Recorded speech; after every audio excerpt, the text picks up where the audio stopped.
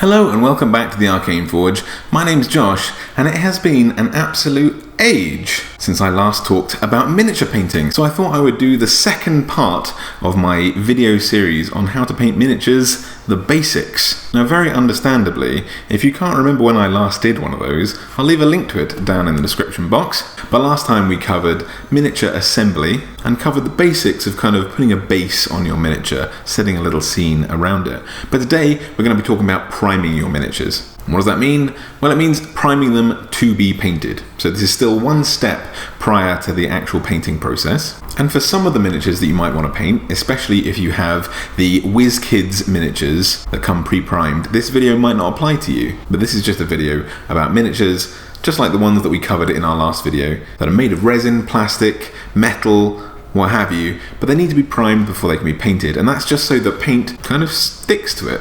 You might find that you could paint one of these miniatures without priming it, but often they have this kind of residue on them, especially if they're made of resin. And this residue is basically a mold release chemical from when these things were cast in a mold. And this causes the paint to recede and shrink away from where you place it, much like the kind of process of emulsification within oil and water.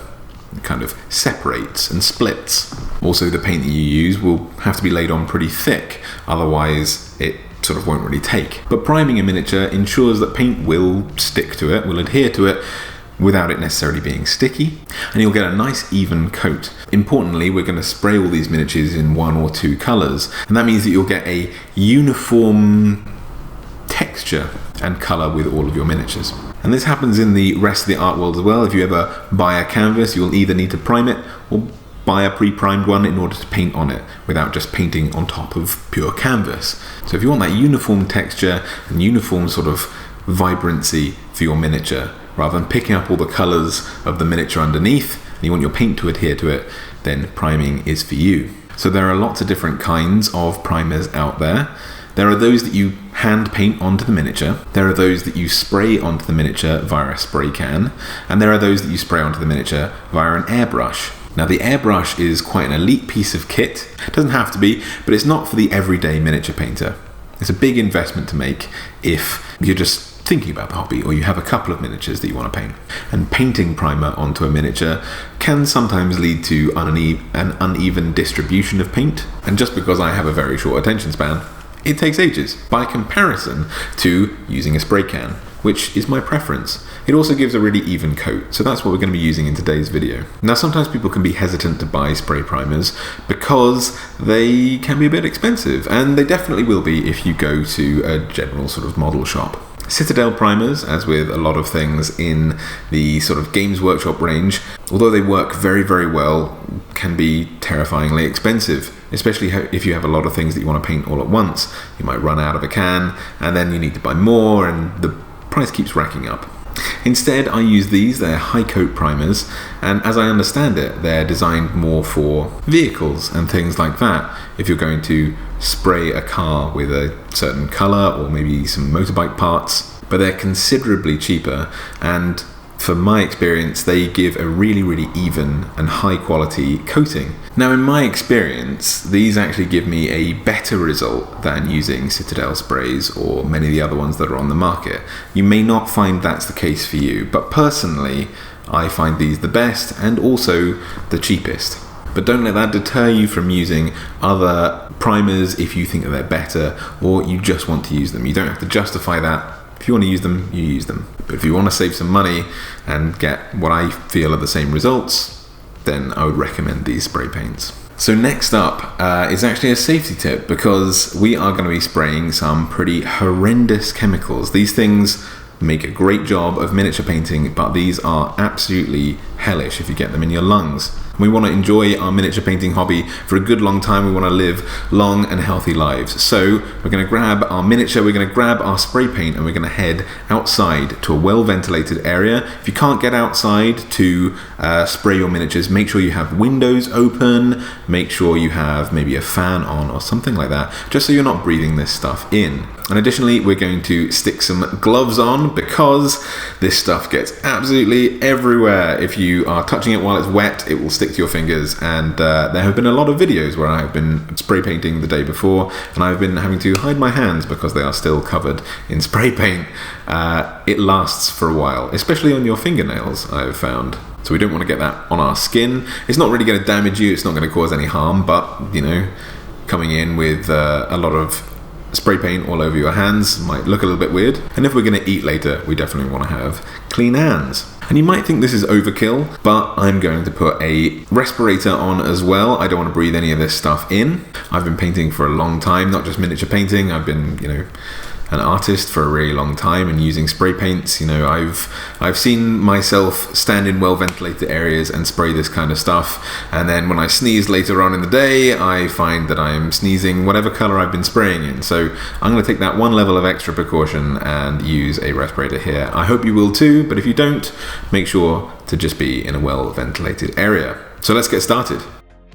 Also, if it helps your comfort level, wearing one of those masks allows you to do really accurate Bane impressions. You will need to observe proper safety precautions. Only then will I allow you to paint. Now, spray primers come in a lot of interesting colours, and you might want to spray your miniature any number of different ones. The important thing is, whatever spray you use is going to be the kind of accent of your piece, of your miniature. It's going to pick up a little bit of that colour as it goes through.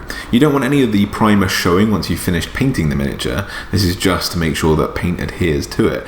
But for example, if you start with a black primer, you're going to have quite a dark and gritty miniature. It's going to pick up on some of those dark tones. If you use white, you're going to pick up all the colours that you want to put in very vibrantly. That's my personal preference. However, one of the other things I'm going to experiment with today is a gradient, which a lot of professional miniature painters use. Usually they'll paint a miniature grey first, and then they'll spray the bottom with black at an angle, then they'll spray the top with white as well. And that means that they get a interesting way of showing where light will actually hit this miniature for later use, to get a really realistic feel to their painting. Then they only need to paint in really thin coats over the top of it, and they have a really high quality miniature that they can add to and add to and add to. But if that's not for you, you can use just one plain colour. That's what I've used for the majority of my life, and my results have been pleasing to me. So whatever colour you think is going to be useful, you go for that. I would recommend, though, white or black in general if you're not sure, perhaps grey, although yellow and red are often really good choices because some of those paints often are quite watery when you buy them from just about any company. So having a primer that starts off that colour will automatically mean that when you come to paint red on your miniature or you paint yellow on your miniature later on, they really pick up the accents of red and it makes it much more vibrant.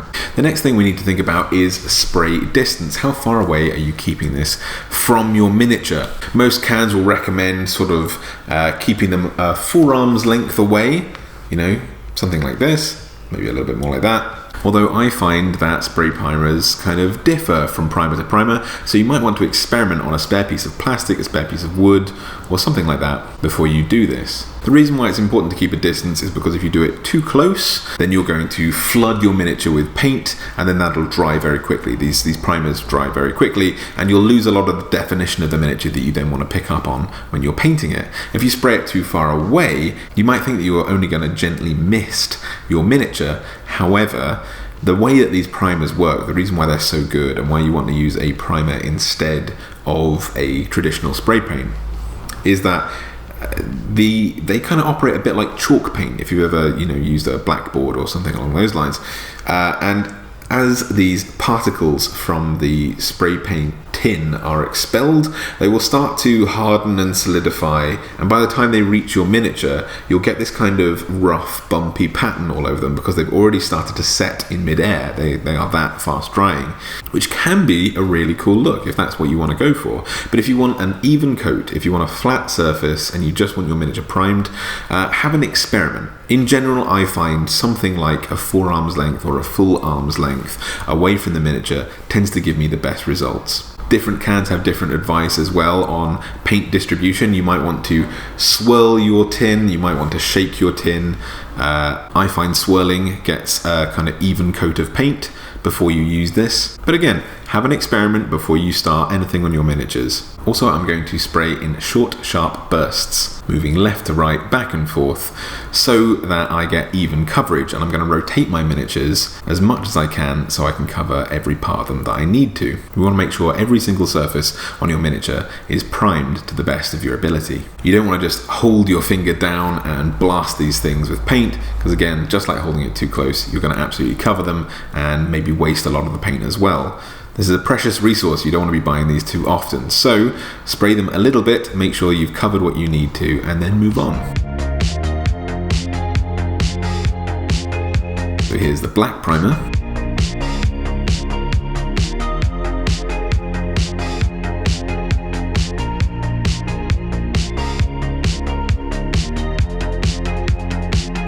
The white primer.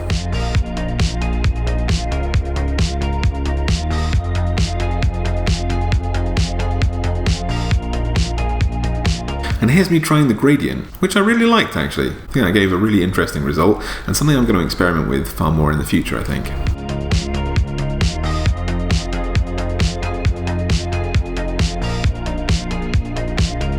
But either way, that just about wraps it up for today's video, I think. I think we've covered priming in as much detail as we need to. And next time we can actually get painting miniatures. Who'd have thought in a miniature painting series? So I hope you'll join me. Next time I put another one of these up, don't worry, I will not leave it quite so long next time. In the meantime, if you enjoyed this video and you found it useful, please make sure to leave a little like down below. Maybe favorite it so you can refer to this whenever you need to. If you want to share this with someone who's looking for miniature painting tips as well, that really helps this channel to grow. If you enjoy the kind of videos that I make, I hope you'll subscribe and hit the little notification button as well, so you can follow all the videos that I make each week. At the moment I make 2, one on a Monday and one on a Friday as well, covering everything about tabletop role-playing games. If you want to get more out of the channel, I have a Facebook and Instagram, a Twitter, a website, and also a Patreon page, where backers at various different levels get rewards like all of the drawings that I do each month. So if you want to support me in a more personal way, I hope I'll find you over there on Patreon. In the meantime, guys, I look forward to seeing you on Monday, and until then, have a lovely day and happy miniature painting.